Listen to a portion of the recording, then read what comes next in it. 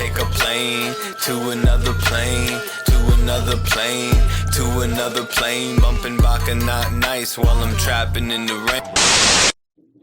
All right, we're rolling for a very special episode number 48 of Ezza Trips Balls, and yet another guest I have poached from the Tinfoil Hat podcast, and I'm sure it will not be the last, but I'm super excited and honored to have a fellow Canadian, Amy Belair, with me today. Thank you, Amy.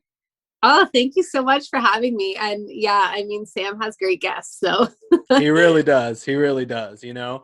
And it's fun for me because, you know, God bless Sam, you know, awesome podcast, but he's a comedian, right? So he's always doing comedy throughout the you know, so it could be a super serious topic and then it kind of gets broken up by like a comedic rant, which is great and I love him for it, but it makes me want to have like a more kind of engaged conversation sometimes, because I'm not as funny as he is, so I don't try to be. You know what I mean? So your story that you told on there, like, you know, I was in tears, and then I told my girlfriend the story and she was in tears, and she was like, that should be like a movie, like she needs to get that story out there. And I was like, yeah, I mean, I've always been fascinated in sort of near-death experience stories and afterlife stories, and sort of the glimpses into the other side, psychedelic trip stories. That's kind of where the name of the podcast sort of originated. And then you know, I heard yours and I'm like, that's got to be like top 5 I've ever heard, you know. And I had heard of the Akashic records before, and been super interested, but not really heard it explained in the way that you explained it. So I really wanted to get into all that, but I also want you to just sort of have free reign in how you want to get into it, because I know a lot of people that get onto a bunch of podcasts and end up having to tell the same stories over and over again, and I don't want to force you to do that. But whatever you're comfortable, or however you're comfortable getting into sort of how you got into this and how you discovered this, and sort of explain it a little bit for people, because you're certainly going to be the first guest that I've had that's going to be getting into something quite this deep. Oh, okay. Well, cool. Yeah. So, I got into it. I mean, it really started for me when I was, I don't know, I say 18. Like, I can't really figure out when my awakening started, but I think I think I was always kind of, you know, like, about things, but I lived a really comfortable, regular life in a small town in Ontario, in like a pretty happy, stable family. And so there wasn't a lot of room for questioning, but it wasn't because of any kind of like restrictions. There just wasn't any dialogue around it. And there was not enough friction to send me deeply into the rabbit hole until I left home. And all of a sudden, you know, my world had opened up. I moved to Toronto. Whoa. Big city. Yeah, from my little tiny small town. And that was intense. That was the first time I figured out I was an empath, but it took me years because I didn't know what that term was. But I was like, I'm being bombarded with like feelings everywhere. Yeah.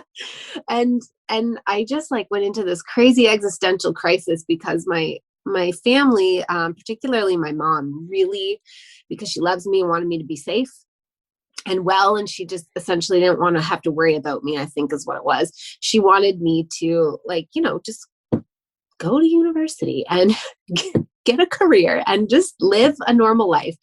And it's just not in my blueprint. So for a long time, that was my biggest struggle and kind of rebelling against that. And I'm thankful for it because it sent me down the rabbit hole. And it made it really clear to me that what I was actually interested in is the true nature of reality and exploring those things. And I was always drawn to psychic abilities, but I didn't think I was psychic because I don't remember being bothered by it as a kid. Like I feel like I was a normal kid. And I thought you had to be a psychic kid to be psychic. I thought that psychic, you know, experiences had to look like apparitions at the end of your bed, or I always think of the Harry Potter, the first Harry Potter book, when it's describing when he's a kid and he's having these little experiences, like where he's realizing he's a wizard, but he doesn't even know that that's a thing. So he doesn't. And I'm like, well, I never had anything like that. Like I never like communicated with an animal and made it do something or anything like that, you know, but Exactly. it's not always like that, right? That's exactly it. And it just took me like a ridiculously long time to figure that out. And the catalyst, so I was always like, that was my main area of interest. I trained as an artist first. I went to OCAD. It was an awesome experience. And it gave me lots of room to explore all of that crazy spiritual awakening stuff. And then I didn't have the confidence to figure out how to be an artist. So I eventually went into midwifery school so that I could receive all these beautiful newborns. But that was always my interest, was exploring the true nature of reality. And the thing that really pushed me into like redefining what psychic even means, and really accepting it in myself, was the death of my newborn son. So right when I was in the middle of my last year as a midwifery student, which is an intense enough program on its own, right, without adding this kind of stuff onto it, I got pregnant. So I met my husband, who's totally my person. And we kind of like jumped all the milestones very quickly and got pregnant. And, you know, we're sort of thrown into a lurch, like, what are we going to do? We decided that we were going to go ahead with the pregnancy and keep it, and it was going to be great. And we were really excited. And I got into this little tiny fender bender one day while I was on placement. I just got rear-ended in traffic at like, I don't know, I was like maybe 10 cars behind a red light. And the roads were slick, and the person behind me just didn't have enough time to react and stop. So she bumped into me. I bumped into the person in front of me. Didn't seem like a big deal at all. But then 5 weeks later, I had this big bleed, and it seemed to resolve. Like I got it checked out. And then 5 weeks after that, my water broke. And a whole bunch of old blood came out, and we did ultrasounds and found out that my probably during that incident, my placenta had just come away from the wall of the uterus just a little bit and was free bleeding, and it was creating like a blood blister, basically, that ended up putting too much pressure on the water sac. So for a baby to gestate, they need to be surrounded by this fluid. They develop their lungs by breathing it in and out. So they need a certain amount. And he didn't have the regular amount. And for a whole bunch of reasons, it seemed really likely that he was probably going to pass away in 24 to 48 hours.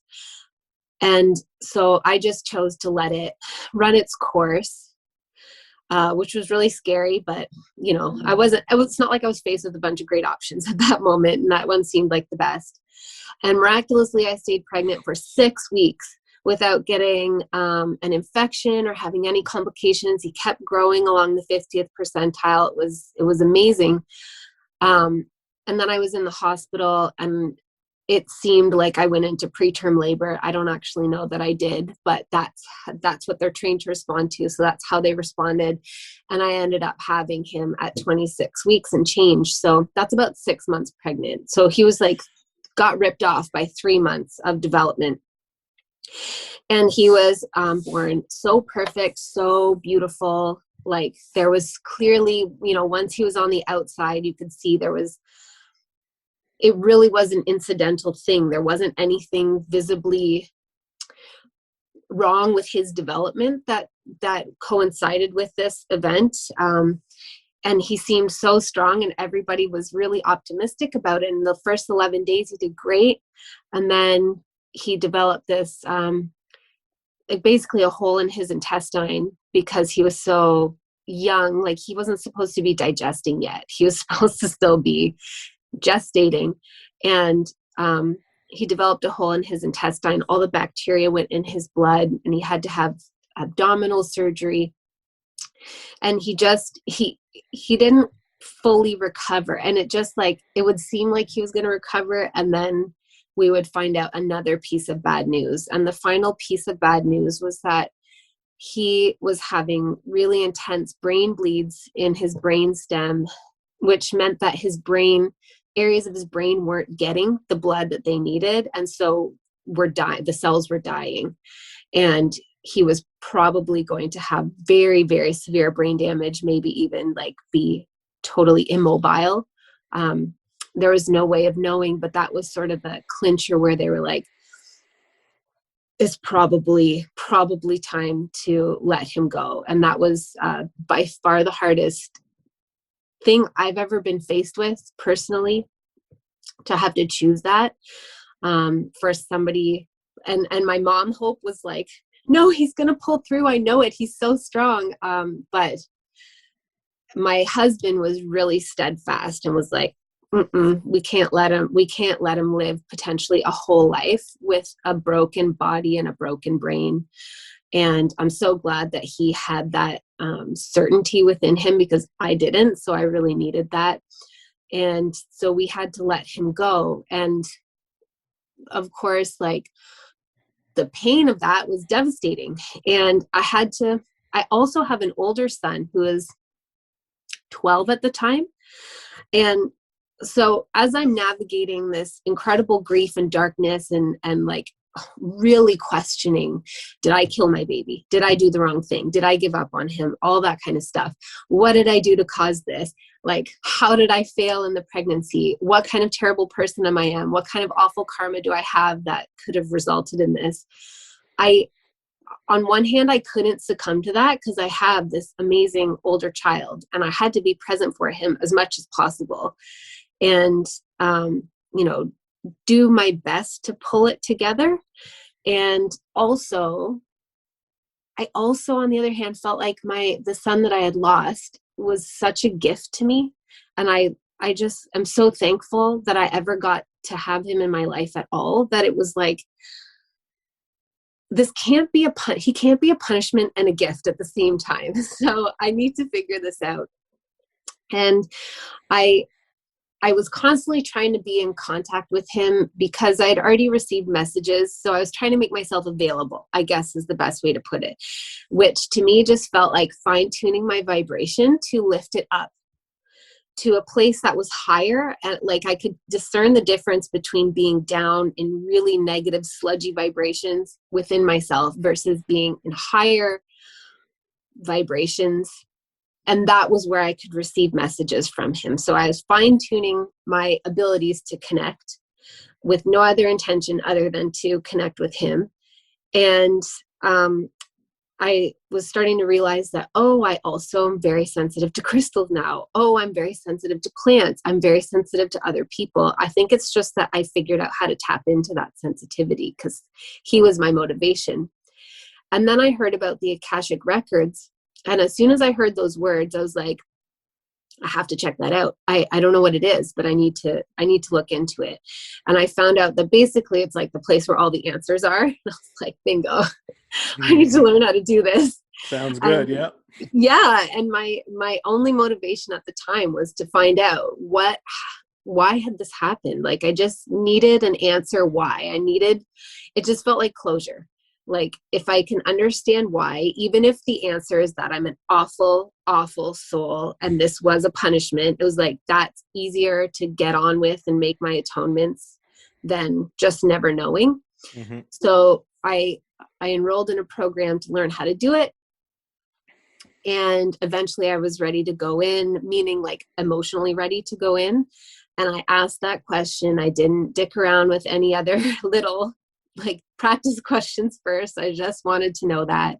And the answer that I got was so different from anything my brain had been telling me and tormenting me with. I got the answer that it really wasn't anything that I had done. It wasn't anything that Alex had done. It wasn't our karma at all. It was an experience that my son, his soul desired to have to kind of tie up a loose end. And it completely expanded my concept of karma, that nothing is a punishment. It's just that energy seeks its balance. Like, perspectives need to, you need both perspectives or multiple perspectives of the same or similar experiences to really integrate the lessons.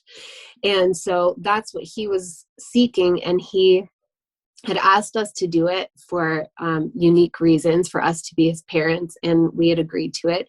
And he gave us all these outs along the way so that we could, kind of decide like him being a very early surprise pregnancy, for example. That was an opportunity for us to just be like, no, we change our mind. It's going to be too hard.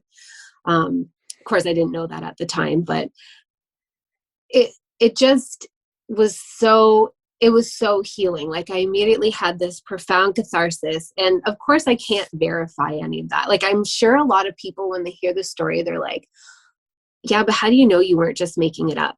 The only way I can describe it is that everything changed from that experience onward, where I just was no longer tormented. Like all of those stories were released, and I feel now like, of course I miss him and I grieve, but I don't feel diminished by it. And I don't feel like the universe did something cruel to me. You know, I don't feel loss anymore. I acknowledge that his physical presence is not here in my life, and that makes me sad sometimes, but he is here and I connect with him, and we've been in contact for other lifetimes. So I'll see him again. I just don't feel tormented by it anymore. Well, I mean, it's first of all, thank you for even being able to tell that story. I think that when you talk about how it expanded your personal concept of karma, I mean, hearing the story expanded my personal concept of karma. So I can imagine having lived through it. That's also why I think it's so amazing and so important that you tell this story, because you know, to address what you said about naysayers and people who say, well, what if you just made this up? You know, right off the bat, I said to myself, like, even if that's the case, first of all, I believe in the fluidity of dimensions. Like, I don't believe that we have full access in our normal waking lives to what's going on. So I fully believe that your story is possible. But for even for those who say, let's just say, devil's advocate, it was some psychological break that you had that provided you comfort in an inconsolable situation. To me, even if that's the case, and your brain just made that up, what a miraculous and good universe we live in, you know? Because Totally. you didn't have to receive any of that. You know what I mean? You could have just gone into a depression, right? And the fact that you seeked out answers and you found them by miraculous means, regardless whether your brain made it up or you actually crossed into some other dimension.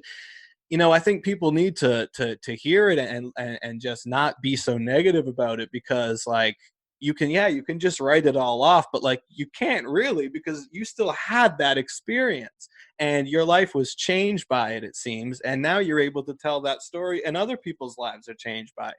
You know, so what a miraculous universe either way, in my opinion.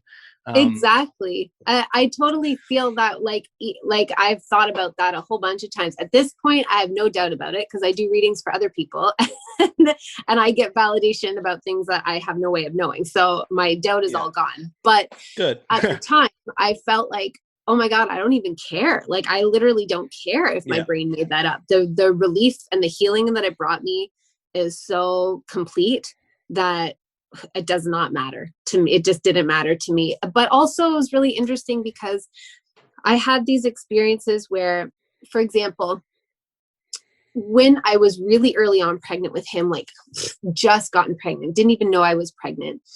As a student, I was supposed to do a placement in a special care nursery or a neonatal intensive care nursery. And I always knew I planned to work in small towns as a midwife. So I wanted a small town hospital experience, or a smaller hospital experience. And they had tried to arrange one for me and couldn't get one. And so they sent me to Sunnybrook in Toronto, which is one of the biggest ones to receive the earliest preterms. And that placement only lasted a day and a half before some fluke thing happened where I had to get pulled. But that day and a half, I saw so many 26, 27, 28 weekers born. I saw the resuscitation process with my own eyes. I saw what it's like to live with a baby in the NICU. And I saw like what things go wrong in that 1.5 days of placement. Unbelievable. And I feel like that, I mean, that wasn't supposed to happen. I didn't request that placement. And it was just enough to give me the information that I needed to understand how to navigate the situation and to know, kind of like have a context for what was coming. And then also, like at least 6 years prior, when I was a student at OCAD, long before I met his father or had any inkling that I was going to have another child, I had a dream that I had to let my infant son go. And I woke up sobbing, and it was in the same neighborhood. Like I was living at the time that we let him go, I was living at the Ronald McDonald House, which is just 2 blocks north of the school I was going to. And so it was like, time isn't real. It doesn't exist. I was just connecting to my future timeline from there. So all these little things add up where ultimately I'm just like, I don't know, it's real. Like somebody can try to argue with me about it, but I don't care. Yeah, it is so complete, the story, you know, and that's the feeling I got, and of course we'll get into the sort of the crux of like what you found out about your son, but like it's so complete that you can't write it, you can't make it up, you can't like, you know what I mean? It's just it's fucked up how like full circle and loose ends being tied up, and just it's miraculous, and the timelessness of it, right? The time not existing, and life and death being arbitrary, and time being arbitrary, and it all just being about these exchanges of energy and these lessons. And you know, there's something about hearing these particular stories that really hits deep. And I, you know, the more I hear, the happier I get. Because you know it can't not be real to me. But yeah, let's get into what the experience is like of going into these Akashic records for the first time. Like from your perspective, what that experience was like, and then the information that you got from it that really brought that to a close for you. Yeah. So the first time I went in, I mean, I was still kind of skeptical, but I think what really made it work was the power of my desire to know. So it's kind of like it's like a magnetic force. And I find that with people who come for readings, if they kind of come as like a parlor trick and they don't have very strong questions, like they just sort of want to know, like, oh, tell me about my future. The information that comes through isn't that powerful. It feels like a really weak draw of information coming out. So I went in, I wasn't even sure if it was going to work. I basically just went through this little process that kind of got like shifted my vibration into sort of a meditative receptive state. And what it appeared like, so I'll be very clear, and I love being super transparent about it because I believe we're all psychic and we just don't realize it. So the way it works for me primarily is I just know things. I just know them. So they seem to come in through my crown first, and then they trickle down into my third eye, but it manifests on the level of my inner vision. So my inner kind of imagination. So I see pictures in my mind with my eyes closed. But first it comes in as a knowing, and the pictures kind of then flesh it out and explain it. So it kind of like, I saw a long table. It looked like a lawyer's, I don't know, like a legal office when people are like going through a mediation or something. And there was this like higher being that was sitting at the end of the table, and for some reason was mediating between us, but there was no negativity or animosity between my son's soul and my consciousness. So I don't really know. It wasn't like a real divorce or anything. No, yeah, there was no drama. So I don't know why that other being had to be there. But anyway, that's how it showed up. And it was sort of like, it was all happening on a telepathic level. So no spoken words were exchanged, but it came through as just a visual knowing. And it was just sort of explained to me that, yeah, he actually needed this experience in order to just be done with it, so he could move on to other incarnation adventures without that sort of like thing hanging over his shoulder. And that he asked us and we agreed, and he chose me because he knew that I would love him no matter what. It sounds so trite, I think, when I'm trying to explain it, but it's like it's the feeling of like when you're suffering, being so deeply wanted, even if you're completely broken and you have almost no potential left, still being completely wanted, like in an unconditional way.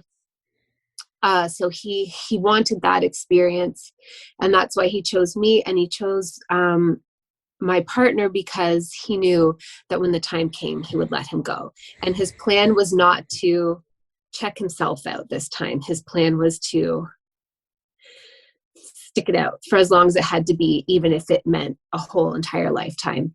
And the reason that he wanted this life, or desired to have this experience to sort of get closure for himself, was because he had been in a war. I'm pretty sure it was the First World War. That's just what comes through to me.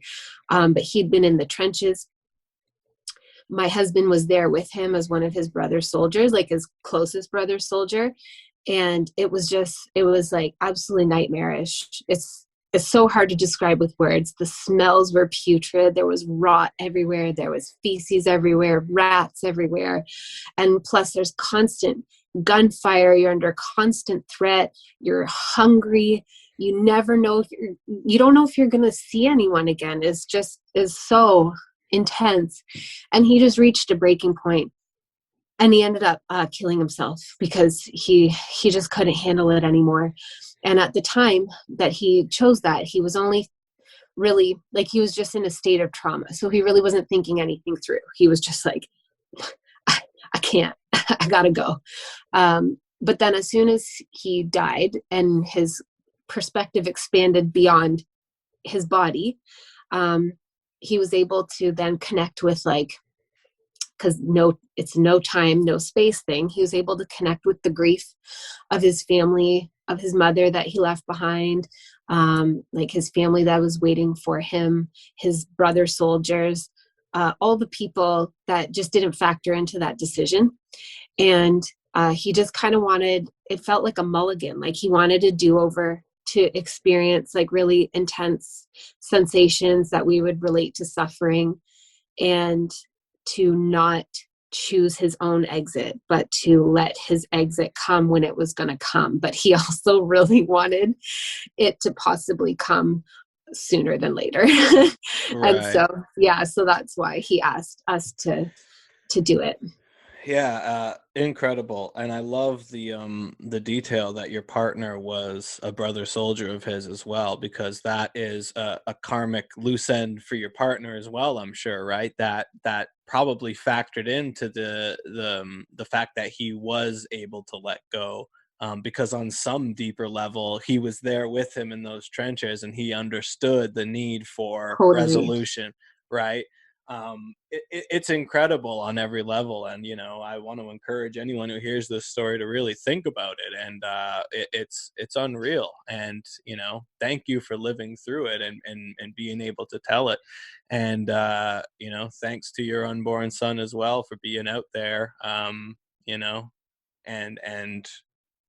providing us with something that manifested in this 3D world that we can look to and be like, there's an answer somebody got, one that is just so, like I said, complete and full circle, and is just everything you would want in a universe, because there is suffering, and there are so many things on this earth that are horrible, right? That people suffer by, like, completely unnecessarily and through horrible things. And it makes everybody question, like, what kind of a god or a universe or just intelligent higher power could possibly allow this type of stuff. And I feel like as we're sort of awakening to our own, like, psychic abilities as a species, and our sort of realization that we're all one and relating to each other,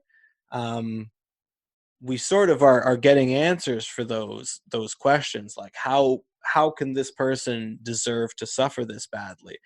And the idea that there's growing possibility in through these types of stories that we're choosing these lives, for various reasons, for to settle various karmic things, and ultimately, like, we chose to be in this game, we chose to play this game, we Yes. chose to get on this ride. And that's not to say that we don't have empathy for people because they chose whatever thing they're on. It's just, there's rhyme or reason to it, essentially, and we won't know necessarily in these bodies, but there's hope that one day we will. Yeah, totally. That's completely it. And I think sometimes that sort of sentiment gets mistaken for people. Sorry about that. No I said worries. a through. That idea gets confused for people, where they feel like if they're in the trenches of their suffering, and really feeling it, then sometimes they hear that and they hear the blame being put on them, like, oh, you Yes. chose this on some level, or you did something that, required you to go through this. But I feel like that's just an error of our limited human understanding. Yes. And that we don't choose these things, like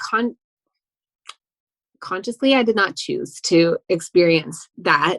Mm-hmm. My own experience with darkness and loss, and I've had other ones, but this one just is the topper. But on a soul level, there's just bigger reasons, which I understand is what you're saying. But in case anybody's listening and they just like hit that defensive spot where they're like, I didn't fucking choose this. Yeah. Am I allowed to swear? Yeah, of course, you're good. Okay. I didn't choose this. No, your human did not desire this suffering. Of course. And our soul has a disconnect from the intensity of how the suffering is going to feel from the human perspective. Even if we've incarnated before, we just forget. It's kind of the same thing as, like, I don't know if this will land for you, because you have never physiologically given birth, but women, when they give birth, like, it's horrendous. And then, like, within, a period of minutes to hours to days afterward, you might still carry the trauma. You might still remember how awful it was, but it's an abstract memory. You cannot remember it in your body anymore. You just don't, like, on a conscious level. They call it birth amnesia, because it's necessary for a magic wand to be waved over you so that you can then bond with your baby. and a lot of women will be like, and I can relate to this, being like, I'm never doing this again. And then, like, briefly afterwards being like, I could do that again. And it's the same for souls. We forget, Right. when we're in our human lives, we're like, this is insane. I'm never doing this again. And then when we're released from the body, we're like, no, it was fine. It wasn't that bad. Oh, I love that analogy. And obviously I've never experienced childbirth, but there's so many things like that in life, and I think childbirth is probably the ultimate metaphor for it. But there's so many things like that in life where, like, you go through it again, even though it was like traveling, for example, while you're traveling, you're fucking stressed out. Am I going to make my flight? Am I going to get to my hotel? Am I going to be able to communicate? It's fucking the layer of it is hell, right? But all you remember is how much fun you had and the places you saw. You're ready to go travel again, There's so many things like that. And I love the idea that life and death is ultimately like that, like the period between lives, there's sort of a life amnesia that washes over you. And it doesn't necessarily mean that you're gonna lose everything you had. It just means you're gonna maybe be ready to dive back into this crazy thing again, this simulation, whatever it is. Totally. And I sometimes in readings, I see, like, if I see the point where a soul kind of comes out of their life, a lot of the time they're like, especially certain types of souls, because souls have different personalities too, I've noticed. And so sometimes they'll come out and they'll sort of like do their life review analysis and see the spots where they didn't do as well as they thought that they were going to do upon entering. And they're like, all right, let me go back in. And their soul pod, like their team, is kind of like, chill, like just go sit over here for a bit, decompress a little, integrate a little. You can go back when you're ready. But yeah. Yeah, there's almost a lightheartedness to these things, it seems, you know, to the other side. And you know, the souls or whatever, you know, you hear these stories, they almost have a sense of humor, and like you know, they don't take life, like this life is not that serious, is something that I've gathered, and I've tried to carry with me as much as I can. But obviously you get sucked in, you get pulled in, you get emotional, stuff bothers you. But ultimately I feel like, you know, whatever minor or major transcendent experiences I've had, I've walked away feeling like, okay, this is just like, this is almost like a playground, you know, this is a playground for your soul to sort of develop and deal with shit and learn some lessons and go through stuff. It's like a video game, you know, like video games are hard and they're tough and you get frustrated and you slam the controller, but you know, you're still having fun and you're learning stuff along the way and you're getting better at it, you know. Yeah, it's incredible, and it's an incredible way of looking at things. And again, for those who are skeptical, even if all this is just a psychological way of coping with the fact that we're in the fall of a civilization, fucking great. You know what I mean? It's amazing that we have that, you know, but for me, it's real. And experiences I've had say it's real. And I, you know, I have a sort of a similar timeline as far as like, you know, I always grew up sort of questioning things, but not really questioning things because admittedly I had a pretty comfortable life. I had good parents. I never was starving or wanting for anything really. So I didn't have very much reason to be like, fuck all this shit, I'm, you know, going to the other side, right? But I always had moments of questioning, and and you know, my dad's he's into politics and stuff, and he's into UFOs, so you know, I heard interesting stuff. Um, but you know, it was around 18, 19 when I first started being like, okay, I don't feel like I almost started feeling like life was a dream. I had this very weird feeling like I wasn't physically in this world. And then from there, I just sort of started receiving all of this information, mostly through the internet, but it wasn't even through me necessarily looking for it. Like, and algorithms weren't like a crazy thing at that time. So I don't know what it was, but I was finding all the stuff on, you know, chakras and meditation and Alan Watts and, you know, Terrence McKenna and all these people who are sort of questioning the nature of reality. Um, and then I had psychedelic experiences, which like totally pulled back the veil for me, just through like psilocybin mushrooms. But then I had, you know, my closest friend who I sort of had a lot of these. We almost had a co-spiritual awakening. We were born within 2 weeks of each other. We met at a really young age. We kind of we started rapping together, making music together, and then we kind of found mushrooms together and found our spirituality together. Um, he passed away when we were 24 in you know, a mushroom related incident. So it was a lot of the times that we would trip out and do these sort of heavy trips. We did them together. We did them in a safe environment. We did them when we were in a good mood already. All of the rules you obey. You know, make sure you're measuring out a correct dose based on what you've eaten and this, that, or the other. But for whatever reason, on that day, he was in a rut and depressed, and basically just said, "Fuck it, I'm gonna open myself up to whatever experience happens." And to this day, I haven't really heard too many bad trip stories about mushrooms. But my you know, my best friend lived through, you know, through secondhand accounts I've heard from the people who were there, or who saw him. You know, was going through the worst possible psychedelic trip imaginable, like ridiculous. And it was November in Ontario, and it was unseasonably cold. And to get away from whatever was going on, in his perspective, he ran into a freezing cold lake. And you know, that was the way he unfortunately passed. And you know, not to get too deep into that, but there was a lot more to the story as far as the, police accountability. They found him alive and were trying to deal with him, and it's very questionable whether the situation was dealt with properly. It was investigated by SIU and all this. But for me, you know, I almost, I really related to when you said, like, you felt like there was something else to it. Like it couldn't have possibly, because my like experience of knowing this person and having this guy as my best friend growing up was so enriching to me. He helped me find myself and who I am, and my creativity and my outlet, and just like was my compass to what's cool and what's not cool. And like he was such a blessing in my life that I knew that the universe wouldn't just rip this guy away from me for no reason, especially in the midst of us really starting to explore the nature of reality together. So I think what you said really resonates. Like you were already kind of spiritual leading up to this horrible, tragic event you lived through, and that made you sort of dive deeper in and look for answers further. And I sort of had a similar experience that way where, since then I've been on a quest, to figure out what the answers are. And I've gotten plenty of subtle answers from life and from the universe, and plenty of signs that, like, this happened for a reason, keep doing what you're doing. You know what I mean?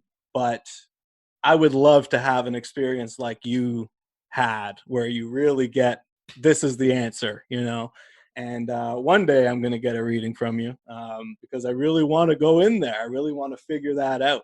And I'm going in with that one specific purpose. And I'm not, about the sense of humor of the universe. Like, I kind of feel like the universe has a way of like toying with people or screwing around with people who aren't really serious, or who are going in for the wrong reasons, or have some egoic reason for going in. And, for me, I want to cut to the chase, so I relate to you a lot in that way. And I, look forward to eventually talking more with you about that. Do you have any other crazy stories from people who've come to you? And, sorry, I just wanted a huge thing. So if you have anything else to add to anything I just said first, and then if you have any other sort of crazy experiences or Akashic Record stories that you're able to tell. Well, okay. So first of all, lots of love to you, and losing your friend in that way. And also I think it's it's just a good reminder. Like, I don't want to use him as a cautionary tale, but when we crack our psyches open to more and our psyche's already in a rough place, Yes. it just has the potential, especially when we're using like exogenous substances to alter our brain chemistry, and then because our brain chemistry is what like modulates the information that we receive. There's like tons of information around us all the time, and we filter out a lot of it. So the psychedelics and different substances just change that. So we often receive and perceive more information. And there's a lot of stuff out there. And the thing is that the things that we encounter are kind of a match to our vibrational countenance at a given time, which is, why usually you guys would prepare and do all that stuff. Right. Right. So just want to throw that out there, that when you're feeling really down in the dumps, there's other things that will be magnetized to that, I guess is what I'm saying. Yeah. And I'm sorry that you lost your friend. And I bet I would love to do a reading with you, but I bet you could also find your own answers. I totally think everybody can access the Akashic records for sure. Yeah. No, I appreciate that. And it is a cautionary tale, because even though I don't blame the substances, I still believe that they're a miraculous tool for people when used properly. And they certainly were for me. I still do. I haven't gone back in on that level because that memory is attached to it for me now, and I know that there's a reason why the worst thing that ever happened to me had to be attached to that, because for same reason you just said, I think I'm kind of meant to find my own answers now. I had those experiences I needed to have. and maybe one day I'll have some fun with it again. But yeah, I knowing that dark cloud is sort of attached to it now, I can't be irresponsible and eat 3 grams of mushrooms, because it's gonna come up in my brain. You know what I mean? I can't avoid that. So certainly no worries using it as a cautionary tales for anyone out there, because you can't you can't even risk that at all, because you're opening yourself up to stuff that, again, you don't perceive in your regular waking life, be it good or bad. It's going to be something that you have not experienced before, and it could affect you the wrong way for sure. Yeah. And like we kind Yeah. of, I feel like my perception is that the collective consciousness of humanity is rising. And we could call it the awakening. I mean, that's usually how I refer to it. But either way, our collective consciousness is rising, which makes it more accessible for all of us to even consider these things and like develop our psychic abilities. But we've also been really traumatized out of using them for a long time, and like totally gaslit to believing that we don't have these abilities. And not only that, but they're the works of the devil and dangerous things happen. And so we're all going in kind of like, or most of us are going in sort of uninitiated, untested. And that's the only way that we can go in, because we don't have a lineage of teachers to show us how to use these, how to open them up and activate them in the proper way. And so of course we're super fascinated by it too, a lot of us, like I am. But sometimes when we take it as like an escape route, or like, the thing is that the stuff that you find makes you question your reality. Yes. Even more. Right? And then that makes you feel totally ungrounded.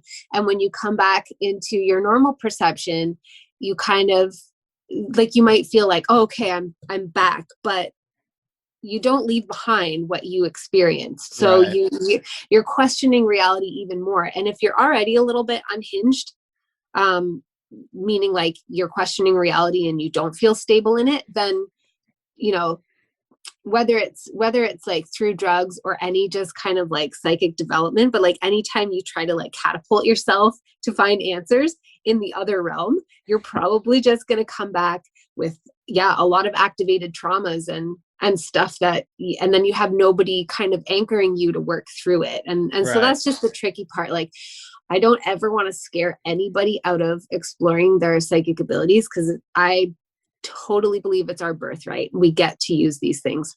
But Earth is a realm of polarity, and so is the universe, for that matter, where there's like things that we would term dark or negative, and then there are things that are like higher vibrational. And wherever you are when you're going in, like however you feel within you is gonna I'm getting all the phone calls right now. You're popular. No, it's like UPS. It's not fun. Wherever you are when you go in is going to determine so much of what you interact with while you're there and how you perceive it. And so that's mostly what it's like. I really, like you said, I don't think it has to do with the mushrooms or any of the medicines that we use. It's more like just the reminder that in a lot of ways we're going into, it's not that they're uncharted waters, but we don't have the maps. We don't have the previous logs anymore. So we're going in kind of like fresh and new a lot of the time. And there are there's a rapper, ASAP Rocky, he's pretty famous. You may or may not have heard of him, but he's he started off as more of a gangster rapper, but as his career progressed, he started getting into psychedelics and stuff as opposed to other drugs, and then sort of rapping more about the nature of reality and rapping about more trippy stuff. And his last album was called Testing, and he's got a little part on there where he's got this concept about crash test dummies, and how right now in humanity, sort of all the most like admirable people are sort of crash test dummies, because we're going through this awakening, and we're sort of, as you said, exploring new territory, and we don't have much frame of reference, other than great people who've done it before, great people who live that, amazing artists and other transcendent people who've pulled that back into our reality. And they're sort of crash test dummies, because they just like threw themselves out there, and then here's the information they got back from it. But until there's sort of been enough of that, those crash tests, so to speak, it's almost like anything, like evolution, like how many of a certain species had to die before they evolved a certain attribute that allowed them to survive that thing, right? So it's almost like we need to go through so much of the bullshit we're going through, because we're testing new territory, and we're learning from it, and we're sharing these experiences, because I think ultimately there's no other route for humanity other than to push forward into whatever we perceive to be the next dimension. We're not all going to fly to Mars. We're not all going to, we have to go within. Yes, totally. I totally agree with that. I just think, like, let's say, even like, to use that example, if we colonized Mars and, we were just like, well, Earth is fucked, so we're going to go start anew on the next neighboring, like, semi-hospitable planet, and we figured it out.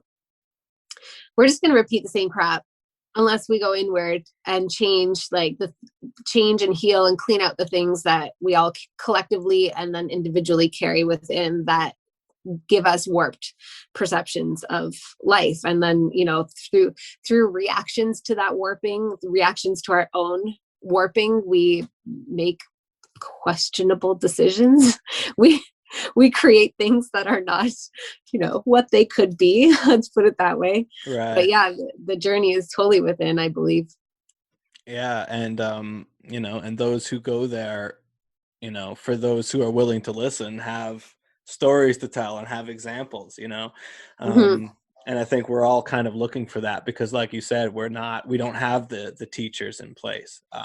We don't have the gurus, especially not in Western society. Like, it's just not there. You can go to any dollar store and find a holy Bible, but you can't.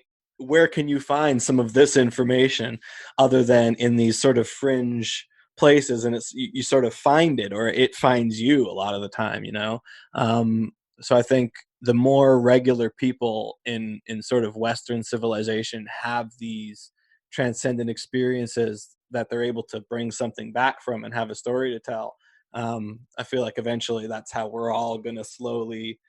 I feel like that's just kind of how evolution works, and what this is a stage in our evolution. We've reached the point where we're like, okay, we've our physical bodies are clearly an issue here now, because we're fucking up resources. So what does a species do when something is an issue? They find a way to evolve past it, and the process of that may take hundreds or thousands or millions of years in some cases. But I feel like, or the feeling I'm getting, is that it's happening faster and faster for us now. And even in the time that I've been into, spirituality, whatever you want to call it, I just turned 30, and like I said, it was about when I was about 18 or so. So we're talking 12 years. When I was first getting into it, I didn't feel like there was anybody I could talk to about this stuff, anybody. Now, a lot of this conversation is common. You don't have to go too far to find this, that like on Instagram, my news feed's full of spiritual stuff now. It's like, it's regular. And I feel like, although it's a beautiful thing and a positive thing, a lot of people did have to go through some hell for this to become a regular thing for people, and including yourself. You're one of the examples. Yeah, I think you're totally right. I love that what you said about this is kind of the way that evolution happens, and it's like it's going to take as long as it takes. And I also agree, like, and the process might be messy. Yeah, and we might extinct ourselves. It doesn't always work. Species go extinct, right? But at least we're alive for the process. We could be happy about that, right? It's cool. Yeah, I mean, anything else? We're coming up on an hour now, so I don't want to take up too much more of your time, but I really appreciate you coming on and telling the story. I think it's really important that people think about it and also seek out other stories that are similar, because like I said, this information is not always readily available. You find it and it finds you, but it is out there. And it's regular people every day having these amazing experiences. You know, it's not on TV, it's not in movies. It's regular people a lot of the time, and that's kind of the beauty of it. Yeah, I agree. It is like, it is a beautiful thing. I love that it's spreading and becoming more commonplace to talk about these things. Because yeah, similarly, when I was younger, I felt like I had a couple friends that I could talk about it with, but we were all really struggling. So it was Yeah. helpful, but not also like not that helpful. And it's so nice that there's like room for conversations around it now. And I guess like the final thing that I would want to share is that I think it's really important to always defer to our own sense of truth, because in my opinion, there is no objective truth, like from the human perspective. It can't there.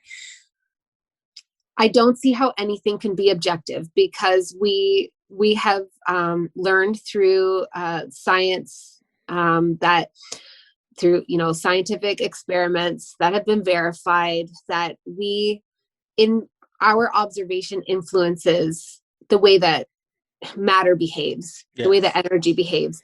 So nothing can truly be objective when it's filtered through our perception. So that means that nobody has the answer. Right. And that can make people feel really unchained and kind of like, blah. But my theory is that we all hold a piece of the truth. And when we can sort of like return to our power and our sovereignty and connect deeply into our own truth and then share it, we sort of put the puzzle together, and then we see like a bigger piece of the truth. So like, I definitely do not know everything, and I kind of love that. I love that there's like an unending Me source too. of mystery to explore. Yeah. um and so like, I think that's true of everybody. Like some people might have a bigger piece of the truth, or they might have a deeper relationship with their own truth, more confidence in it. But I just think we're all valuable and we all carry the truth. And it's supposed to be a thing where we assemble it together, and then we can see the whole truth Right. with more clarity. And so, but just, I guess like, yeah, my thing is to not assume that somebody else has answers that you Yes. don't, although understanding that they'll have a different perspective and they probably have an activation for you that you need in order to come closer to your version of the truth. But it's just an activation. It's not necessarily an answer. Does that make sense? Yeah, absolutely. Like I feel like you need to still always be able to be like, whoa, to have something inspire you. I feel like if your desire is to know everything, you have the wrong attitude, because I never want to get to a point where I can't hear somebody's perspective and have it change my life. You know what I mean? I don't want to be done. I've heard so many incredible things that have been life altering for me, and I've had experiences that have been life altering for me, and then still I hear a story like yours, and it like next level, right? But I don't want yours to be the last one I hear. I want to still be Exactly. able to hear somebody else's story that makes me go, whoa, and that's the beauty of it. And I feel like, yeah, if anybody is looking for the answer, that's kind of when you get caught up in some bad shit sometimes. That's where these cults happen and stuff, because one guy's going, I'm the Yeah. man that you got to come to get the truth, right? And that's what I like about you. And like, even though you do readings and you do Akashic record stuff and tarot, the first thing you said to me was, listen, you don't need this. You know what I mean? And people can tell that genuineness, right? They don't I think if you're looking for one person to have the answers, you've got some other issues that you probably need to deal with before you go seeking out like spiritual advice. Because to me, it's like we're all peers in this. Even Exactly. somebody who may have further insight, um, you and I are still peers in this journey, right? And me and somebody who has never even thought about spirituality before and hears something about a chakra or something and is interested, he's still my peer, she is still my peer, right? We're all kind of in this together, and to feel like any one person is going to have the answer, I feel like that history has shown it can lead to some serious problems. So yeah, you got to look within, and I think Yeah. that's what you're trying to get at there. Yeah, totally. Like, exactly. Like, it's just knowing that whenever you hear those stories or encounter those things, it's that feeling, and the way it rearranges your concept of life. That's the Yes. important part. It's not that the other person has an answer. It's that it activates something in you, and your journey is by far the most fascinating and important journey that Yes. there could ever be. And that's equally true of all of us. Absolutely. And I will just say though, that because I also don't want people to feel, sometimes I'm aware that like, if I say, oh, you really don't need this, it can frustrate people, because when they don't feel connected to their intuition, then For it just sure. feels like they're like a rejection of finding any clarity or answers. Be like, lady, trust me, I need it. Yeah, right. Exactly. I still, like, I can find things in my own Akashic records, but I can also feel the way a lot of the time my ego that wants it to be a certain way will just slightly tweak the information, and I can feel it, and so sometimes I will still like get in touch with other people that I know who do readings, and just be like, listen, I'm up against this thing. I think I'm warping it for myself. Can you have a look at it for me? So there's definitely value in bouncing these things off of each other. But yeah, Everybody's got an ego, right? Yeah. And we're all peers. I love the way you put that. Yeah, well, I mean, I sort of am realizing it through this dialogue. So yeah, it's super cool, and keep doing what you're doing, because if even 100 other people hear your story and are inspired by it like me, then God bless, because they're gonna go on to sort of spread that influence, hopefully, and it'll help us in however long this step in our evolution takes. The more of this happens, the quicker we'll get there, even if it's 1,000 years quicker, Yeah. or you know what I mean, whatever it is. Yeah. And just being open to that pow moment of your being mind blown. You got to be open to it. I think if you close yourself off and think that you know everything you need to know and nobody's going to come along and sway you, that's closing yourself off to a lot of potentially amazing stuff out there. Mm-hmm. Agreed. Yeah. So let the people know where they can find you. Okay, so currently I don't have a website because I'm a one-woman operation, but I will eventually. So the easiest place to find me is on Instagram, and the handle that I use that I'm the most active at is at Thenorthstar.love. You found me at my original one, which is, you just looked up my name. So you found me at Many Restless Ghosts. It's not private. You can totally find me there. I just probably won't notice your message for a while. I got lucky. The other one I'll notice it much sooner. And then I also have a Facebook group called Soul Space, where is probably the place that I'm the most active. I pop in once a week-ish, maybe twice a week, and just go on a general rant and answer questions and things like that. So you can find me at Soul Space. I'd love to have you there. It's a fun community. And apart from that, I have my own podcast called Third Eye Awakening, which is, I go into the whole trajectory of my spiritual awakening story, and then like way more detail about my son's story. And then I talk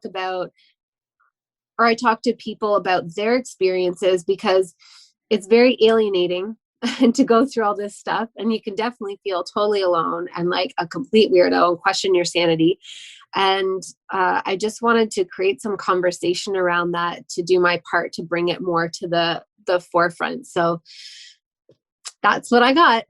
Important. I love it. Thank you very much for everything you do. And yeah, you're awesome. I think everybody who checks you out is gonna be interested and want to learn more. So check out the Third Eye Awakening podcast. And to my fellow Canadian Amy Belair, once again, I really appreciate you. Thanks again for coming on. Oh, thank you so much for having me. It was great to have this conversation with you. Yeah, it was awesome. Thanks. Have a great day. You Enjoy too. the weather. Yeah, right. Yeah, we'll do some shoveling. That's right. Bye. Bye. About to take a plane to another plane, to another plane, to another plane, bumping back and not nice while I'm trapping in the rain.